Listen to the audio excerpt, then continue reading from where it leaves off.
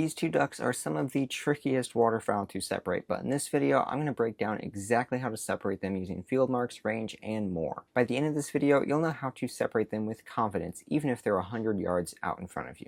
So on the left we have the greater Scaup, and then on the right we have the lesser Scaup. Both are diving ducks, both of them have this beautiful blue bill, and both show up in big flocks on lakes, bays, and reservoirs in winter. Overall size, the greater Scaup is going to be a little bit bigger, averages 18 to 20 inches, and just a little bit overall bulkier, while the lesser Scaup is going to be more like 15 to 18 inches and a slightly smaller, more compact body. These differences are pretty hard to notice unless you have the bird right in front of you, and so kind of just use this as a little bit of a helpful tip and don't base your entire ID off of this. The size can be kind of helpful when trying to separate them in flocks. If one looks noticeably smaller than the other, that probably means it's a lesser Scaup. So next is head shape, and that is probably one of the biggest keys for identification. The greater Scaup has a smooth, rounded head, and then the lesser Scaup has more of a peaked head. And so it kind of looks like there's a little bit of a mohawk sticking up right here. If we look at plumage, they're really pretty similar, at least for the males. They both have these white sides and then the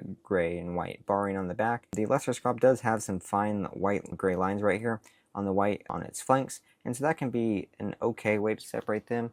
Again, if they're really far out, you're not going to be able to notice any of that detail, and that's just another helpful one for if they're really close to you. Another one that can work with a little bit more distance is head gloss. So if the lighting is perfect, you're going to see this iridescent color. So on the greater Scaup it's green, and then on the lesser Scaup it's going to be more of a purple color. Now both of these are male Scaup, so if we move on to females, there are some more differences. On the greater Scaup female, both of them have this white patch around their bill, but on the greater Scaup it is going to be more white there compared to the lesser Scaup. Now before we move on to a great way to separate them in flight, which is quite possibly one of the best ways to separate them aside from the head field mark, I have a question for you. So I've been doing these 3-minute Thursdays for quite a while now, and usually I do like one specific bird species, so like it could be a northern cardinal, American robin, whatever it is. I go in depth on how to separate and identify that bird. But lately I've been thinking about doing more of these bird versus bird formats because personally I think they are really helpful. I use the research that I'm doing to make these videos, I use that all the time, and so I really like making them.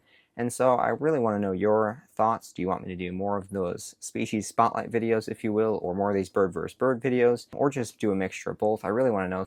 So let me know in the comment section below. I'm trying to decide which is best, and so I would love your input on it. So one of the best tips for identifying these Scaup in flight is their wing pattern. So if they take off or you get a good photo in flight, you'll see on the greater Scaup here, this wing stripe right here goes all the way out to the primaries, which are these outer flight feathers right here. And then on the lesser Scaup, it stops in the secondaries. So the outer primaries here are a much duller color, and it doesn't have this white stripe. We can see it in this bird up here too.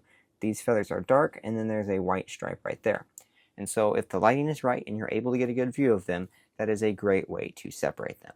And it's a lot easier than trying to see if their head's like a little bit more peaked or if it's a rounded head. This is a very definite field mark, and so that is definitely going to be the thing that you're going to want to look at when you're dealing with two species of Scaup. Another thing we can look at is habitat and range. So greater Scaup love coastal bays, large lakes, and saltwater, and then flocks can often number in the thousands in the northeast and Great Lakes region, and they're more common far north during breeding. We'll take a look at their range map here pretty soon. The lesser Scaup is found inland on lakes, rivers, and reservoirs. It's the most widespread Scaup species across the US and can often mix in with ringneck ducks and other diving ducks. So let's take a look at their range maps. So here is the range map of the greater Scaup. You'll see they like to breed up in the tundra, and then they migrate down to certain areas in the winter, typically found on large lakes and coastal bays too.